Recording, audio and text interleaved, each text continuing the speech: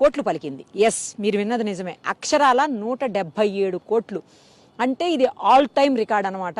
ఇంతవరకు ఇండియాలో ఎకరం ఇంత కాస్ట్ పోయింది ఎక్కడా కూడా లేదు. ఇంతకుముందు కోల్కతాలో ఉండేది. ఆ తర్వాత ఆ కోల్కతా రికార్డ్ ని లాస్ట్ ఇయర్ నియోపోలిస్ దగ్గర మనమే కోకాపేట ఏరియాలో హైదరాబాదే బ్రేక్ చేసింది. ఇప్పుడు మన రికార్డుని మళ్ళీ మనమే బ్రేక్ చేసుకున్నాం అనమాట. ఎకరం 177 కోట్లు. ఈ ఏరియాలో ఉన్నటువంటి సుమారుగా 7.67 ఎకరాల్లో ఉన్నటువంటి భూమిని వేలం వేస్తే దాదాపు 1357 కోట్లు 56 కోట్లు వచ్చాయి గవర్నమెంట్ కి. అలాగే పక్కనే ఇంకొక 11 ఎకరాల బిట్టు కూడా ఉంది. అది వచ్చేసి 140 కోట్లు ఎకరం పోయింది. అంటే అది కూడా దగ్గర దగ్గర 1300-1500 కోట్లు దగ్గర.